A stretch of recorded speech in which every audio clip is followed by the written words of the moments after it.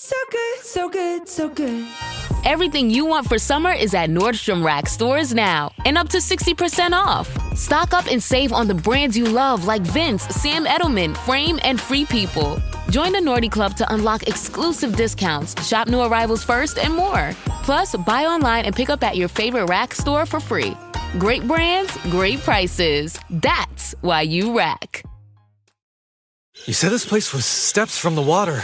We just haven't found the steps yet. How much did we save? Enough. Enough to get lost?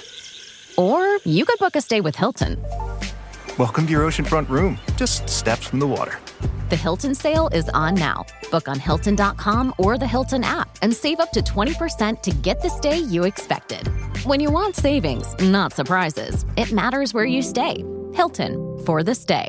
Cuando Jesús murió en la cruz, decenas de muertos salieron de sus tumbas, quizás cientos, hombres y mujeres que llevaban años, décadas, siglos enterrados en las afueras de Jerusalén y caminaron por las calles. La gente los vio, familias enteras los reconocieron. Mateo, capítulo 27, versículos 52 y 53, lo registra como un dato histórico, sin adornos, casi al pasar. Y sin embargo, hay tres cosas en ese pasaje que la mayoría de los cristianos jamás se detuvieron a leer con atención. Tres detalles que cambian todo. El primero es el momento exacto en que esos santos salieron de los sepulcros. El segundo es la palabra griega que Mateo eligió para describirlos, una palabra que la mayoría de las traducciones aplanan y vuelven invisible. Y el tercero es el motivo por el que solo Mateo cuenta este episodio, mientras Marcos, Lucas y Juan lo dejan completamente fuera. Si te quedas hasta el final de este video, vas a entender quiénes eran esos muertos resucitados, por qué tuvieron que esperar antes de salir y por qué este pasaje es probablemente la prueba más impresionante y olvidada del Nuevo Testamento. Esto va a cambiar la forma en que lees Mateo 27 para siempre. Si esta es tu primera vez por aquí, no te preocupes por suscribirte ahora. Quédate. Mira si lo que vas a escuchar te aporta algo de verdad. Si al final del video sientes que esto te ayudó a ver la Biblia distinto, ahí lo decides con calma. Y si ya eres parte de la familia de este canal, deja el likecillo. No es un favor. Es lo que ayuda a que estos videos lleguen a más gente. Si esto te suma, deja el like. Si no, no pasa nada. Vamos, es viernes, 3 de la tarde. El cielo lleva 3 horas oscuro sobre Jerusalén, como si el sol hubiera muerto antes que el hombre que cuelga del madero. Los soldados romanos están cubiertos de polvo y sudor seco. Los sacerdotes ya volvieron al templo. La multitud se está dispersando, y entonces, en el silencio que sigue al último grito de Jesús, todo empieza a temblar. La tierra se mueve, las rocas se abren, el velo del templo se rompe en dos de arriba hacia abajo, y a las afueras de la ciudad, en las laderas que rodean Jerusalén, donde los judíos enterraban a sus muertos en cuevas labradas en piedra caliza, ocurre algo que ningún romano y ningún sacerdote esperaba. Los sepulcros se abren, solos, sin que nadie los toque, y dentro de esas tumbas hay movimiento. Mateo escribe el versículo 52 con una precisión casi quirúrgica. Dice que se abrieron los sepulcros y que muchos cuerpos de santos que habían dormido se levantaron. Después, en el versículo 53, agrega un detalle que cambia todo. Dice que esos muertos no salieron de los sepulcros el viernes, salieron después de la resurrección de Jesús. No el viernes, no el sábado, el domingo. 3 días después. Y eso significa algo brutal. Esos hombres y mujeres estuvieron desde el viernes hasta el domingo con las tumbas abiertas, visibles, inmóviles, en el límite entre la muerte y la vida. Esperando. ¿Esperando qué? ¿A quién? ¿Por qué Mateo es el único de los 4 evangelistas que cuenta esta escena? ¿Por qué Marcos no la registra? ¿Por qué Lucas la omite? ¿Por qué Juan, que estaba ahí mismo al pie de la cruz, no escribe ni una sola palabra sobre los muertos que caminaron por Jerusalén días después? Y la pregunta más inquietante de todas, ¿quiénes eran esos santos? ¿Abraham, Moisés, David, los profetas? ¿Tu tatarabuelo que fue justo y temeroso de Dios? Mateo no da nombres. La iglesia primitiva no se puso de acuerdo, y durante 2000 años los teólogos discutieron este pasaje sin llegar a una conclusión limpia. Hay una verdad escondida en una sola palabra griega, la palabra santos. Cuando descubres lo que significaba de verdad, lo que cargaba ese término técnico en el siglo I, dejas de ver este episodio como una curiosidad bíblica y empezás a verlo por lo que fue. No fue una curiosidad, fue una declaración, fue una guerra. Fue la primera batalla que la muerte perdió de manera pública, masiva, irrefutable. Para entender por qué resucitaron esos hombres y mujeres, primero tienes que entender dónde estaban enterrados. Y esto la mayoría de las predicaciones modernas no te lo cuenta, porque dan por supuesto que ya lo sabes. Pero no lo sabes, y cuando lo entiendes, todo el pasaje cobra otra dimensión. En Jerusalén, en el siglo I, los muertos no se enterraban como ahora. No había cementerios con tumbas en el suelo. No había ataúdes bajo tierra. Los muertos se ponían en cuevas labradas en piedra caliza, en las laderas de las colinas que rodean la ciudad.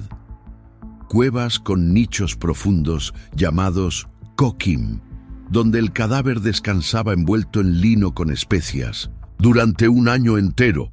Después de ese año, cuando la carne ya se había descompuesto, los huesos se recogían y se guardaban en una caja de piedra llamada osario, palabra que viene del latín osuarium, recipiente de huesos. Y la cueva quedaba lista para recibir al siguiente miembro de la familia. Estas cuevas se sellaban con una piedra que tapaba la entrada. La gran mayoría usaba piedras cuadradas o tapas planas, talladas para encajar exactamente en el hueco de la cueva. Solo unas pocas tumbas, las de las familias más ricas, usaban piedras circulares que rodaban dentro de un canal labrado en la roca. Los arqueólogos modernos, después de excavar más de 1000 tumbas alrededor de Jerusalén, encontraron apenas 6 con piedra circular. 6. Las de la reina Helena de Adiabene, las de la familia de Herodes, alguna en el valle de Cedrón. El resto, las cuevas de los justos comunes, los profetas locales, los rabinos del barrio, los padres de familia temerosos de Dios. Todas usaban piedras planas que pesaban entre 100 y 300 kilos, diseñadas para que ni siquiera 2 hombres juntos pudieran moverlas con facilidad. Ahora piensa en esto. Mateo dice que se abrieron muchos sepulcros, en plural, muchos, y los abrió un terremoto. Las piedras planas saltaron de su lugar. Las pocas piedras circulares rodaron solas en sus canales. Las cuevas de los justos, los profetas, las matriarcas, todas abiertas al mismo tiempo, en cuestión de segundos, mientras un cuerpo en una cruz dejaba de respirar. Y aquí entra el primer detalle que la mayoría no nota. En hebreo y en griego, el verbo que se usa para abrir sepulcros tiene una connotación que en español se pierde. No es solo abrir como abrir una puerta, es exponer, revelar, sacar a la luz lo que estaba escondido, como cuando un juez abre un caso archivado, como cuando un investigador desentierra evidencia. Esas tumbas no se abrieron por accidente, se abrieron como acusación, como prueba, como si la creación misma estuviera diciendo, miren, esto fue lo que él logró, pero todavía no salió nadie de adentro. Eso es lo extraño. La cueva está abierta, la piedra está corrida, el cuerpo está visible, pero no se mueve, no se levanta. Pasan 2 noches y un día completo con la puerta abierta y nadie sale. ¿Por qué? Mateo escribe su evangelio para una audiencia muy específica: judíos. Judíos que conocen las escrituras hebreas, judíos que saben quiénes eran Abraham, Samuel. Ready to soundtrack your summer? With Red Bull Summer All Day Play, you choose a playlist that fits your summer vibe the best. Are you a festival fanatic, a deep end DJ, a road dog, or a trail mixer? Just add a song to your chosen playlist and put your summer on track. Red Bull Summer All Day Play. Red Bull gives you wings. Visit redbull.com/brightsummer ahead to learn more. See you this summer. At first, I didn't think it was real. I woke up to this blinding light, and I was transported to another place. Pluto TV. Then I heard a voice. Come with me if you want to live. There were thousands of movies and shows, and they were all free. Truth is our sin. It's just so beautiful. On Pluto TV, free streaming of Terminator 2, Fringe, Arrow, The 100, and The X-Files may cause excitement, loss of sleep, and sudden belief in extraterrestrials. No credit cards or alien encounters necessary. Pluto TV. Stream now, pay never. Samuel, David, judíos que sabían exactamente qué quería decir la palabra santos cuando aparecía en un contexto sepulcral. Por eso, cuando Mateo elige las palabras del versículo 52, las elige con quirúrgica precisión. Dice así: y se abrieron los sepulcros, y muchos cuerpos de santos que habían dormido se levantaron. La palabra que se traduce como santos en español es, en el griego original, hagioi, plural de agios. Y aquí viene el primer twist. Agios no significa buena gente. No significa personas religiosas. No significa lo que la palabra santo suele significar en español moderno, donde le decimos santo a alguien que tuvo una vida ejemplar. En el griego del Nuevo Testamento, agios es un término técnico. Significa consagrado.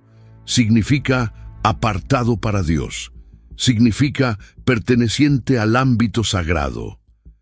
En el contexto judío del siglo I, cuando un escritor judío usaba agioi en plural, refiriéndose a los muertos, estaba citando una tradición específica, una tradición que viene del libro de Daniel. Daniel, capítulo 7, habla de los agioi del Altísimo, los santos del Altísimo, los justos consagrados que recibirán el reino cuando las bestias de los imperios humanos sean juzgadas. Y Mateo, cuando elige esa palabra, está haciendo un guiño teológico devastador. Está diciendo a sus lectores judíos: lo que profetizó Daniel ya empezó. Los consagrados que esperaron por siglos finalmente se están despertando. Y hay otra capa. En Hebreos, todo el capítulo 11 es una lista de hombres y mujeres que la Biblia llama justos: Abel, Enoc, Noé, Abraham, Sara, Isaac, Jacob, José, Moisés, Rahab, los jueces, los profetas, los mártires que fueron aserrados por la mitad. El autor de Hebreos termina ese capítulo con una frase que pocos cristianos entienden de verdad. Dice que todos esos justos murieron sin recibir la promesa, porque Dios había previsto algo mejor para nosotros, para que ellos no fueran perfeccionados sin nosotros. Es decir, ellos esperaron en la muerte, esperaron a que algo pasara para poder entrar en su recompensa completa, y ese algo fue la cruz. Cuando Cristo muere, los justos del Antiguo Testamento, los que esperaron por siglos, finalmente reciben la señal. La deuda fue pagada, el precio fue cubierto, la puerta entre la muerte y la vida, sellada desde Adán, se rompió. Y sin embargo, todavía no salieron. ¿Por qué? Mira lo que escribe Pablo en 1 de Corintios capítulo 15, versículo 20. Una frase corta, devastadora. Dice así: mas ahora Cristo ha resucitado de los muertos, primicias de los que durmieron es hecho. Primicias. Esa palabra es la llave de todo el pasaje. En la cultura judía, las primicias eran lo primero de la cosecha, lo primero del rebaño, lo primero del fruto. Se ofrecía a Dios antes de que nadie tocara el resto. Era un acto de reconocimiento. Esto, lo primero, es tuyo, y porque te lo doy, todo el resto está consagrado también. Pablo está diciendo que Cristo es la primicia de la resurrección, es decir, el primero. Si es el primero, no puede haber otro antes que Él. No teológicamente, no simbólicamente, no prácticamente. Y ahí tienes la respuesta a por qué los muertos no salieron el viernes. Si esos cuerpos hubieran salido el viernes, antes que Cristo, Cristo ya no sería el primero, sería uno más. Toda la teología de la resurrección colapsaría. La cruz dejaría de ser la frontera entre dos mundos y pasaría a ser un evento más en una cadena. El domingo cambia todo. El domingo, Cristo resucita. La primicia se ofrece.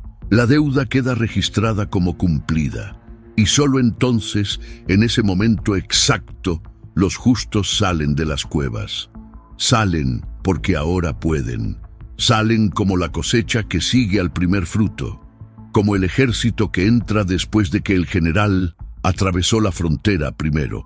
Esto que parece un detalle cronológico aburrido, es una de las verdades más impresionantes que enseña la Biblia. Dice que la resurrección de Cristo no fue solo su resurrección, fue la resurrección de todos los que dormían en Él. Cuando Él se levantó, ellos se levantaron también. La cruz no fue una victoria privada, fue una victoria masiva. Y los muertos que caminaron por Jerusalén ese domingo eran la prueba pública. Pero, ¿quiénes eran exactamente? ¿Tenían nombres? ¿Tenían rostros? ¿La gente los reconoció? Aquí es donde la conversación se vuelve tensa, porque la respuesta no es la que muchos esperan. Mira el versículo 53 con lupa. Dice: y saliendo de los sepulcros, después de la resurrección de Él, vinieron a la santa ciudad y aparecieron a muchos. Aparecieron a muchos. No dice aparecieron a algunos. No dice fueron vistos por los discípulos. Dice a muchos. En griego, poious, multitudes, cantidades grandes, gente común, gente del mercado, gente del templo, gente en sus casas, familias enteras. Y aquí entra el segundo twist. Si esos resucitados hubieran sido figuras anónimas, gente que nadie conocía, ¿qué sentido habría tenido que aparecieran a multitudes? La aparición tiene sentido si los testigos podían reconocerlos, si podían señalar y decir: ese era mi padre, esa era mi abuela, la justa, la temerosa de Dios, que murió hace 10 años. Ese hombre era el rabino que me enseñó las Escrituras cuando yo era niño. Es decir, los agioi resucitados eran gente conocida, reconocible, identificable. Eso descarta una teoría que durante siglos algunos teólogos sostuvieron: la idea de que los resucitados eran figuras antiguas como Abraham o Moisés. Si Abraham hubiera caminado por Jerusalén el domingo, nadie lo habría reconocido. Nadie había visto a Abraham. Habían pasado 2000 años. No había retratos. No había memoria viva. La aparición no habría producido el efecto que Mateo describe. Lo más probable, según los exegetas conservadores y la tradición de los padres de la iglesia primitiva, es que los resucitados fueron justos recientes, personas que la comunidad de Jerusalén conocía. Quizá Simeón, el anciano del templo que cargó al niño Jesús en sus brazos 40 días después de su nacimiento. Quizá la profetisa Ana, que también estaba en el templo ese día. Quizá Zacarías, el padre de Juan el Bautista. Quizá Elizabeth. Quizá José, el padre adoptivo de Jesús, que ya había muerto para esa altura del relato. Quizá tu tatarabuelo, si fue justo y temeroso de Dios. Mateo no da nombres porque los nombres no son el punto. El punto es la categoría. Agioi, consagrados, personas que vivieron y murieron en la fe del Antiguo Testamento, esperando un Mesías que aún no había llegado. Cuando ese Mesías llegó y murió y resucitó, los que durmieron en esa fe se levantaron con él como prueba. Quedan preguntas. Y son brutales. Preguntas que algunos predicadores nunca tocan porque no tienen una respuesta limpia. Vamos a tocarlas. Primera pregunta. ¿Esos resucitados murieron otra vez? ¿O subieron al cielo con cuerpo, como Enoc y Elías? La Biblia no responde directamente. Mateo cuenta que aparecieron y... When you need to build up your team to handle the growing chaos at work, use Indeed Sponsored Jobs. It gives your job post the boost it needs to be seen and helps reach people with the right skills, certifications, and more. Spend less time searching and more time actually interviewing candidates who check all your boxes. Listeners of this show will get a $75 sponsored job credit at Indeed.com/podcast. That's Indeed.com/podcast. Terms and conditions apply. Need a hiring hero? This is a job for Indeed Sponsored Jobs. Después, silencio. No hay ninguna mención posterior, ni Hechos los nombra, ni las cartas de Pablo, ni Apocalipsis. Esto dividió a los teólogos por 2000 años. Hay dos posiciones principales. La primera dice que estos resucitados fueron levantados temporalmente, igual que Lázaro, igual que la hija de Jairo, igual que el hijo de la viuda de Naín. Aparecieron como testimonio público. Vivieron unos días o unas semanas más, y después murieron de nuevo, esperando la resurrección final junto con todos los demás creyentes. Esta es la posición mayoritaria entre los exegetas modernos, y se apoya en un detalle clave. Mateo no usa el lenguaje de glorificación que Pablo usa en 1 Corintios 15. No habla de cuerpo incorruptible, no habla de cuerpo espiritual, no habla de transformación, solo habla de cuerpos que se levantan, salen y aparecen. Lenguaje físico, terreno, temporal. La segunda posición dice que no. Estos hombres y mujeres fueron levantados con cuerpo glorificado, igual que Cristo, y subieron al cielo cuando Cristo subió, como un ejército de primicia que acompañó al Rey en su entrada triunfal. Esta posición se apoya en Efesios capítulo 4, que dice que cuando Cristo subió a lo alto, llevó cautiva la cautividad. Algunos interpretan esa frase como una referencia a los justos del Antiguo Testamento que fueron sacados del Seol y elevados al cielo con Cristo en la ascensión. Yo no voy a decirte cuál posición es la correcta, porque la Biblia no lo aclara. Lo que sí te voy a decir es esto: ambas posiciones tienen sentido teológico y ambas apuntan a la misma verdad central. La muerte fue derrotada. La tumba dejó de ser la última palabra. El Antiguo Testamento dejó de ser una promesa pendiente y se convirtió en una promesa cumplida. Segunda pregunta: ¿por qué Marcos, Lucas y Juan no cuentan este episodio? Si fue tan público, si lo vieron multitudes, si caminaron por Jerusalén durante días, ¿por qué solo Mateo lo registra? La respuesta otra vez está en la audiencia. Marcos escribe para romanos. A los romanos no les interesa Daniel ni los agioi del Altísimo. Les interesa el poder y la acción. Marcos cuenta el Evangelio como una crónica militar de un rey conquistador. Los resucitados, en ese marco, no agregan al mensaje. Los romanos no los iban a entender. Lucas escribe para griegos cultos, para una audiencia que valora la historia ordenada, la investigación, la narración elegante. Lucas habla del velo, habla del centurión, habla del terremoto implícitamente, pero no entra en el episodio de los muertos. ¿Por qué? Probablemente porque Lucas, como historiador cuidadoso, decidió incluir solo los testimonios que pudo verificar con testigos directos. Los resucitados aparecieron solo en Jerusalén durante un periodo breve. Quizá no tuvieron testigos accesibles para Lucas en su investigación décadas después. Juan escribe para una iglesia ya formada décadas después. Su evangelio es teológico, simbólico, profundo. Juan elige los milagros como signos. Para los signos teológicos que Juan quiere comunicar, los muertos resucitados no son centrales. Juan se enfoca en la resurrección de Cristo como el evento que define todo y deja los detalles complementarios fuera. Solo Mateo, escribiendo para judíos, registra el episodio, porque solo los judíos iban a entender la conexión con Daniel, con Hebreos, con la promesa de los justos durmientes despertando con la llegada del Mesías. Para Mateo, esto no es un detalle accesorio, es la prueba final de que Jesús es el Mesías prometido. Por eso lo pone justo después de la muerte y antes del sello del centurión. Piensa un momento en lo que estaba pasando en Jerusalén entre el viernes y el domingo.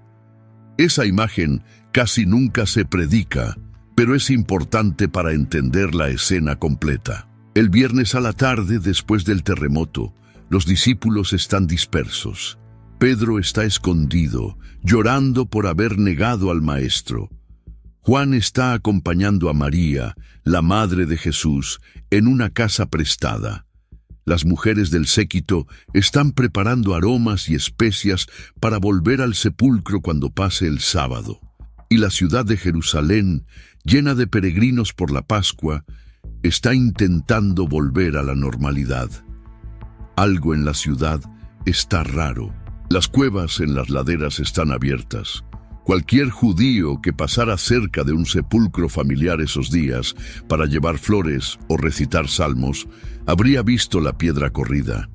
Habría visto el cuerpo del padre, del abuelo, del hermano, visible, a la vista de todos, como si las cuevas hubieran sido abiertas a propósito para que cualquiera notara lo que iba a venir.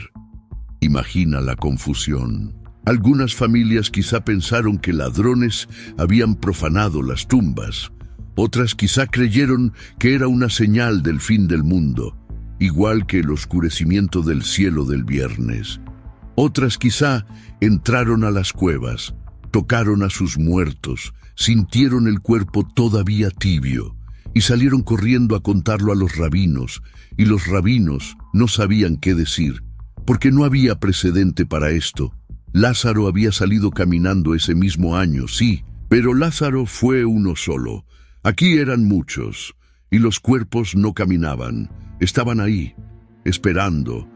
3 días enteros de eso, 3 días con la ciudad entera murmurando, 3 días con los sacerdotes intentando explicar lo inexplicable, 3 días con las familias dudando entre si llorar a sus muertos o velar por ellos como si todavía estuvieran vivos. Y el domingo, cuando la noticia del sepulcro vacío de Cristo empezó a correr por los callejones, fue como si una pieza encajara en otra.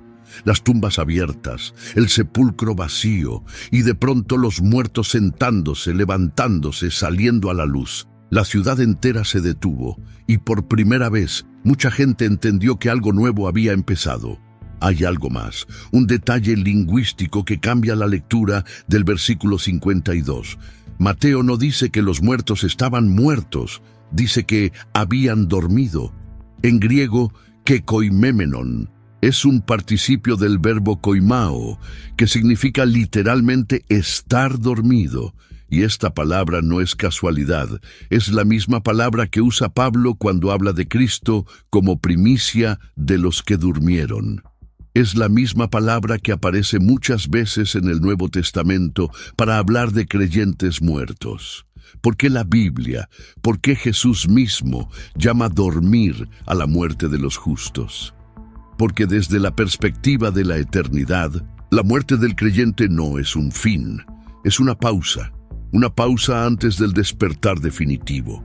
Cuando alguien se duerme, no deja de existir. Solo deja de estar consciente del mundo durante un rato. Y cuando despierta, todo lo que era sigue siendo. Los recuerdos siguen, la identidad sigue, la persona sigue. Es la misma palabra que usa Jesús cuando habla de Lázaro antes de levantarlo. Le dice a sus discípulos que Lázaro duerme y que va a despertarlo. Los discípulos malinterpretan, piensan que Lázaro tomó una siesta. Jesús tiene que aclararles que está muerto, pero la palabra original es la misma. Para Cristo, la muerte de los suyos no es muerte, es sueño. Mateo, al usar la palabra dormido para describir a esos hombres y mujeres antes de que se incorporaran, está haciendo una declaración teológica devastadora. Esos justos del Antiguo Testamento no estaban aniquilados, no habían dejado de existir. Estaban descansando, esperando, conscientes en algún sentido de que la primicia tenía que ofrecerse antes de que ellos pudieran seguir. Y cuando la primicia se ofreció, despertaron, como cualquiera despierta de un sueño, sin trauma, sin transición violenta, solo abriendo los ojos en un mundo donde la cruz ya había hecho su trabajo. Esto cambia la forma en que vas a leer todos los pasajes bíblicos sobre la muerte de los creyentes. Pablo escribe a los tesalonicenses para que no se entristezcan como los otros que no tienen esperanza por los que duermen. Juan, en Apocalipsis, ve almas debajo del altar gritando, ¿hasta cuándo? Esos agioi de Mateo 27 son la primera señal pública de que esa espera tiene final. Hay otra cosa más, y es lo que distingue a este evento de todas las resurrecciones anteriores en la Biblia. Piensa en las resurrecciones que vinieron antes de la cruz. Elías levantando al hijo de la viuda de Sarepta, Eliseo levantando al hijo de la Sunamita, el cuerpo que toca los huesos de Eliseo y revive, la hija de Jairo, el hijo de la viuda de Naín, Lázaro. Todas estas son resurrecciones individuales. Una persona, una vez, en un momento específico, vuelta a la vida por un ruego, un milagro, un acto puntual. Mateo 27:52 rompe ese patrón.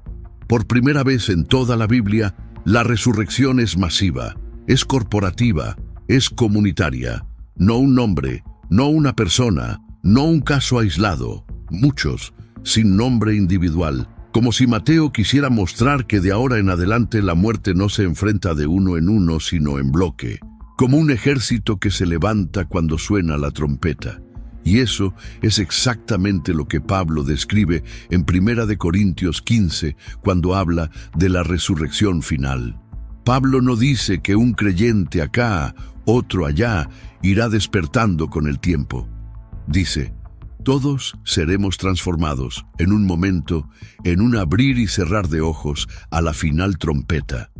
Todos, juntos, en bloque, igual que los justos de Mateo 27. Es decir, lo que pasó ese domingo en Jerusalén no fue solo una prueba de que la muerte había sido derrotada. Fue una vista previa de cómo va a ocurrir la resurrección final. Una pequeña muestra, un tráiler, un anticipo, y esa muestra está escondida en 2 versículos que la mayoría de los cristianos pasa por alto. Volvamos al pasaje, a los detalles que faltan. Los justos esperaron desde el viernes hasta el domingo dentro de los sepulcros abiertos. Piensa en eso.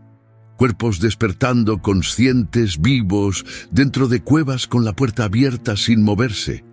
¿Qué hacían? ¿Sabían lo que pasaba afuera? ¿Esperaban una orden? ¿Un sonido? ¿Una señal?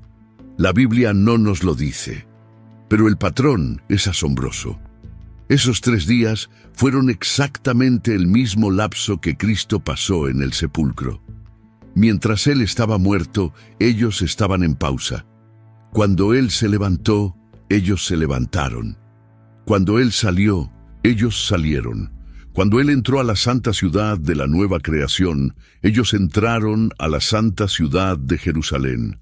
Es un paralelo perfecto, y no es accidente, es diseño, es teología en escena, es Dios diciéndoles a los judíos del siglo I, a través de Mateo, lo que pasó con Cristo le pasó a los suyos, porque ahora todos los que mueren en Cristo van a vivir como Cristo. Aquí viene la aplicación que duele.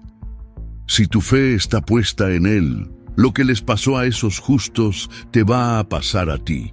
Tu cuerpo va a ser sembrado en corrupción, va a ser levantado en incorrupción, va a ser sembrado en debilidad, va a ser levantado en poder.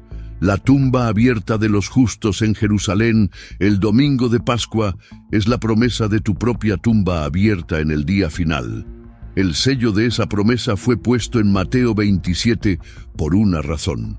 Para que cuando lo leas, 2000 años después, sepas que no es un mito, no es un símbolo, no es una metáfora literaria, es prueba, es evidencia. Es la primera vez en la historia humana que la muerte perdió en público y a gran escala. Si todo esto es así, ¿por qué la Iglesia moderna apenas habla de este pasaje? ¿Por qué no se predica con la fuerza que merece? ¿Por qué pasamos por los versículos 52 y 53 como si fueran una nota a pie de página? Yo creo que es por dos razones. La primera es comodidad. Es un pasaje incómodo, es difícil de explicar, levanta más preguntas de las que responde. Muchos pastores prefieren no abrir esa puerta porque no saben qué van a encontrar del otro lado. Es más fácil saltarlo, decir "y siguió la historia" y pasar al centurión. Pero al saltarlo, perdemos una de las verdades más impresionantes del Evangelio. La segunda razón es desconocimiento. Muchos predicadores nunca estudiaron el griego de Mateo, nunca conectaron a Agioi con Daniel 7, nunca leyeron Hebreos 11 a la luz de Mateo 27. Y entonces, cuando llegan al pasaje, no tienen las herramientas para abrirlo. Lo cierran rápido para no parecer ignorantes. Pero tú ahora ya sabes, ya entiendes que esos Agioi no eran cualquier muerto. Eran los justos del Antiguo Testamento, los que esperaron por siglos, los que durmieron en la fe sin recibir la promesa, los que se levantaron cuando la primicia se ofreció y caminaron por Jerusalén durante días, como prueba pública de que la cruz funcionó. Hay una imagen que me persigue cuando leo este pasaje, una imagen muy concreta, muy específica. Imagina una madre judía que perdió a su hijo hace 5 años, un hijo justo, temeroso de Dios, que murió joven. La madre lo enterró en la tumba familiar. Cada año va al sepulcro a llorarlo. Cada año pone flores secas, recita salmos, se pregunta por qué Dios se lo llevó tan pronto. Es domingo, es la mañana después de la Pascua. Hay rumores raros en la ciudad. Algo pasó con el rabino de Galilea. Algo pasó con el sepulcro de uno de los miembros del Sanedrín, el tal José de Arimatea. Pero la madre no presta atención a esos rumores. Está caminando hacia el sepulcro de su hijo, como hace cada año. Llega, la piedra está corrida, la cueva está abierta y dentro hay alguien sentado. La madre se acerca, se inclina, mira y ve la cara de su hijo, más viva que nunca, más completa, más entera, como si los años no hubieran pasado, como si la enfermedad nunca hubiera tocado ese cuerpo. El hijo se levanta, la abraza, le habla, le dice cosas que solo ellos dos sabían, recuerda detalles que ningún impostor podría inventar, y la madre, llorando, se aferra a ese hijo. Y juntos caminan hacia Jerusalén, para que multitudes lo vean, para que la ciudad entera sepa, porque hay un Mesías que rompió la última cadena, y los justos que dormían ya están despiertos. Esa madre existió, no sabemos su nombre, pero existió, y su historia, multiplicada por decenas, por cientos, fue lo que hizo que Mateo escribiera el versículo 53. Ahora imagina otra escena posible, una entre cientos como esta, una calle de Jerusalén, ese mismo domingo, después del amanecer. 2 comerciantes están abriendo sus puestos en el mercado, llevan toda la mañana hablando de los rumores, que el rabino crucificado el viernes desapareció del sepulcro, que las mujeres que fueron a embalsamarlo encontraron la cueva vacía. Algunos dicen que vieron ángeles, otros dicen que es mentira, que los discípulos robaron el cuerpo, que es un fraude organizado para evitar que la secta del Mesías muriera con su líder.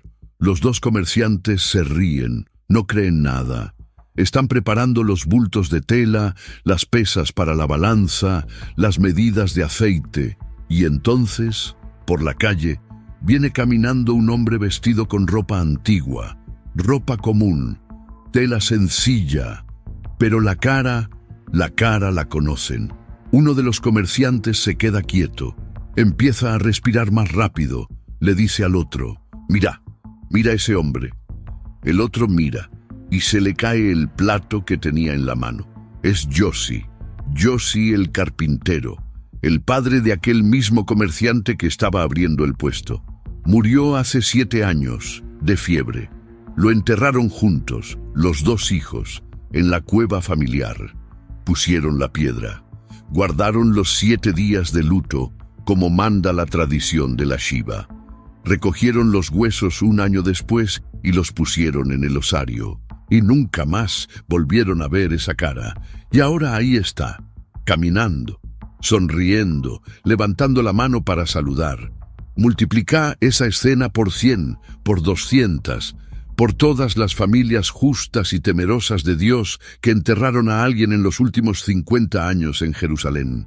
Multiplica los gritos, los abrazos, las preguntas, la gente cayendo de rodillas en el medio de la calle, los rabinos llamando a otros rabinos para que vengan a ver, los soldados romanos sin saber qué reportar a sus superiores, los sacerdotes del templo encerrados en consejos secretos, intentando entender qué hacer con esto. Esa es la imagen que Mateo cuenta en una sola línea. Aparecieron a muchos, 4 palabras en español, 2 palabras en griego, y atrás de esas palabras hay un evento que cambió la historia de la ciudad para siempre. Volvamos al detalle teológico, que es más difícil de digerir, el de la espera entre la muerte y la resurrección. Quiero que te quedes con esta idea, porque casi nadie la enseña así. Esas horas no fueron un accidente, no fueron un margen, no fueron un detalle cronológico. Fueron una declaración cósmica. Piensa en la cronología completa. El viernes a la tarde, Cristo muere. El velo se rasga, la tierra tiembla, las cuevas se abren. Pero al mismo tiempo, según la teología cristiana clásica, Cristo desciende. Desciende a los infiernos, dice el credo apostólico. Desciende a las profundidades, dicen algunas tradiciones. Desciende al lugar donde estaban los justos durmientes esperando, según otras lecturas. Lo que pase exactamente en ese intervalo, en el mundo invisible, es materia de discusión teológica, pero lo que es seguro, según las Escrituras mismas, es que Cristo no estaba inactivo.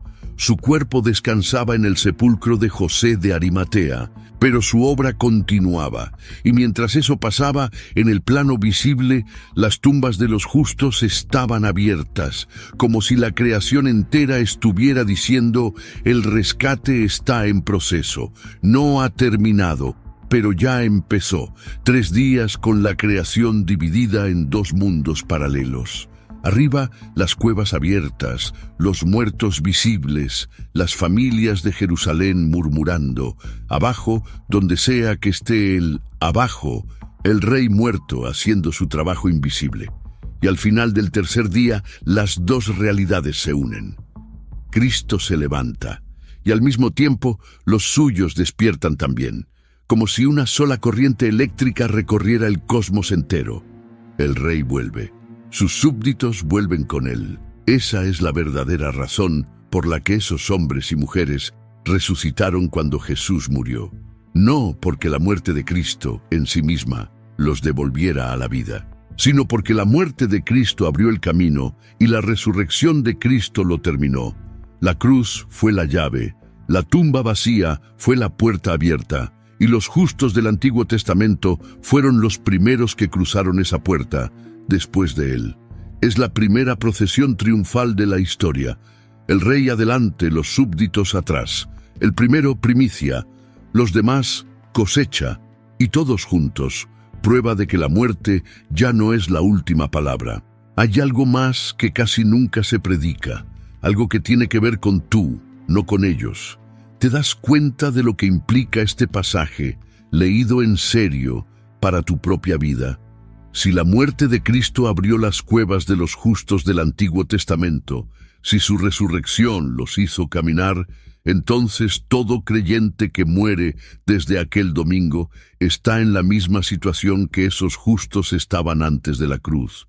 Está esperando, está durmiendo, está en pausa, hasta que suene la trompeta final y todos se levanten juntos. No estás solo cuando entierras a alguien que amaste. No estás solo cuando tú mismo te enfrentes con la muerte. Hay un patrón, hay un ritmo, hay una compañía enorme de justos que durmieron y que ya tuvieron una pequeña muestra de lo que les espera. Esa muestra fue ese domingo en Jerusalén. Y la promesa que vas a participar de la misma cosecha fue sellada esa madrugada cuando los suyos salieron de las cuevas. La iglesia primitiva entendió esto perfectamente. Por eso los primeros cristianos no tenían terror a la muerte. La llamaban dormición, descanso, viaje al hogar, no porque fueran ingenuos, sino porque sabían algo que el mundo había olvidado. Sabían que la frontera entre la vida y la muerte ya había sido cruzada. En sentido inverso, sabían que los justos vuelven. Sabían que Mateo 27:52 era una garantía firmada con sangre. Por eso podían cantar cuando los iban a quemar. Por eso podían perdonar cuando los iban a decapitar. Por eso podían decirle hermano al que les estaba clavando los pies a la cruz. No porque fueran masoquistas, sino porque la muerte, para ellos, ya no era el monstruo que era para todos los demás. Era un sueño, un descanso, una pausa antes del despertar, y tú, si tu fe está en Él, eres parte de esa misma familia, esa misma cosecha, ese mismo despertar futuro. Esa madre existió. No sabemos su nombre, pero existió, y su historia, multiplicada por decenas, por cientos, fue lo que hizo que Mateo escribiera el versículo 53 con tanta brevedad. No porque fuera poco importante, sino porque, para sus lectores judíos, no necesitaba ser explicado. El centurión romano, ese mismo viernes, mirando todo lo que pasaba, dijo según Mateo 27:54, verdaderamente, este era hijo de Dios. Pero cuando lo dijo, todavía no había visto lo más impresionante. No había visto a los muertos caminar el domingo. No había escuchado a las viudas reconocer a sus maridos perdidos. No había visto a los huérfanos abrazar a sus padres. Si el centurión confesó al ver el terremoto y las primeras señales, ¿cuánto más debió confesar Jerusalén entera cuando los muertos volvieron por las calles? Y sin embargo, la mayoría de Jerusalén no creyó. Vieron los milagros y los tomaron por alucinaciones. Vieron a los resucitados y los explicaron como engaños. Vieron al rabino vivo y dijeron que sus discípulos robaron el cuerpo. La evidencia estaba ahí. La prueba era pública. Los testigos eran muchos. Pero el corazón humano, cuando no quiere creer, no cree ni con los muertos saliendo de las tumbas. Y eso también es un mensaje para ti, para mí. Para cualquiera que lee Mateo 27 2000 años después, la fe no nace de la evidencia. La fe nace de la voluntad de mirar la evidencia y dejar que te transforme. Los justos aparecieron a multitudes, pero solo creyeron los que ya estaban dispuestos a creer. Piensa en el detalle final, el más extraño de todo el episodio. Mateo dice que los muertos vinieron a la santa ciudad. En griego, eis tenagian polin, la ciudad santa, y la palabra para ciudad santa lleva la misma raíz que agioi. Los consagrados a la consagrada, los agioi a la agía. Es una imagen perfecta. Los justos del Antiguo Testamento entrando, después de siglos de espera, a la ciudad que siempre llevó el nombre de santa. Como peregrinos que finalmente llegan a casa. Como soldados que vuelven al hogar después de la victoria, como hijos pródigos que cruzan el portón después de años perdidos. Y por unas horas, por unos días, Jerusalén fue lo que su nombre prometía, una ciudad de justos vivos, una ciudad donde la muerte ya no tenía la última palabra, una ciudad que vio, aunque sea por un momento, lo que va a ser el reino de Dios cuando Cristo vuelva. Hagamos memoria. Si te quedaste hasta acá, vale la pena que te lleves todo claro. Mateo 27, 52 y 53 registra que cuando Jesús murió, los sepulcros se abrieron y muchos cuerpos de agioi que dormían se incorporaron. Pero esos justos no salieron de las cuevas hasta el domingo. 3 días después de la resurrección de Cristo. La razón por la que esperaron es teológica. Cristo es la primicia, el primero. Si esos justos hubieran salido antes, habrían robado ese título. La ofrenda de la primicia tenía que cumplirse antes de que la cosecha siguiera. Esos resucitados no eran cualquier muerto. La palabra griega hagioi indica que eran los justos del Antiguo Testamento, los apartados para Dios, los que durmieron en la fe esperando al Mesías. Probablemente justos recientes, conocidos por la comunidad de Jerusalén, no figuras antiguas como Abraham o Moisés, porque el versículo dice que aparecieron a multitudes, y la aparición solo tiene sentido si los testigos podían reconocerlos. Mateo es el único evangelista que registra esto porque escribe para judíos, y solo los judíos podían entender la conexión con Daniel 7, con Hebreos 11, con la promesa de los justos durmientes despertando con la llegada del Mesías. La pregunta de si esos resucitados murieron de nuevo o subieron al cielo con Cristo está abierta. Las dos posiciones tienen apoyo bíblico. Ambas apuntan a la misma verdad. La muerte fue derrotada el domingo de Pascua, y los justos del Antiguo Testamento fueron las primeras pruebas públicas de esa derrota. Y la implicación final, la que te tiene que quedar en el cuerpo, es esta. Lo que les pasó a ellos, te puede pasar a ti. Si tu fe está en Cristo, eres parte de la misma cosecha. Eres parte de los justos que esperan el día final. Tu tumba, cuando llegue, no va a ser la última palabra. Va a ser una pausa, como la de ellos. Y ahora una pregunta para que te lleves a casa. Una pregunta que no te voy a responder yo. Una pregunta para que te quedes pensando.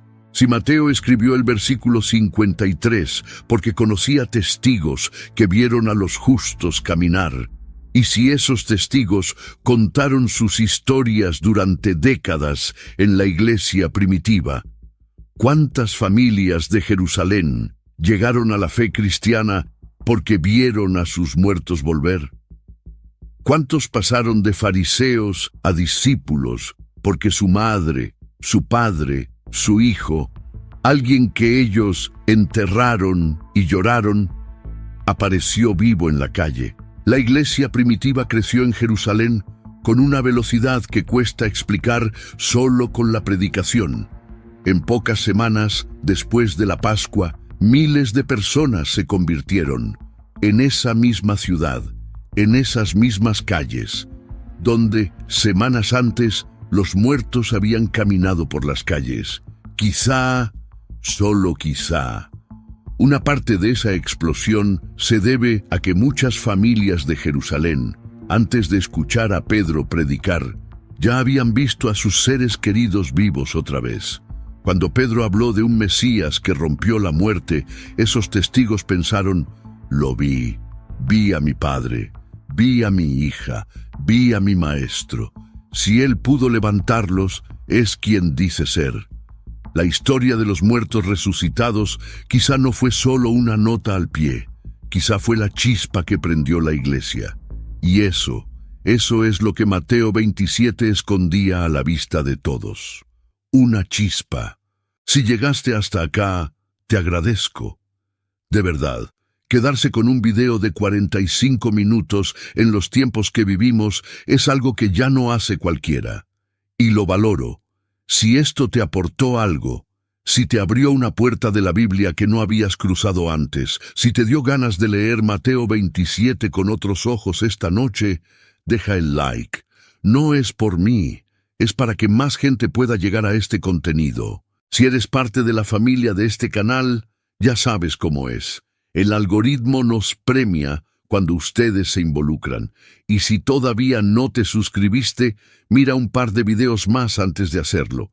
Si lo que ves vale, suscríbete con calma. Si no, no pasa nada. La pregunta que te dejo abierta es esta. Si los justos salieron de las tumbas el domingo de Pascua, ¿qué tumbas tuyas siguen abiertas, esperando que tú también te levantes? Piénsalo, y nos vemos en el próximo.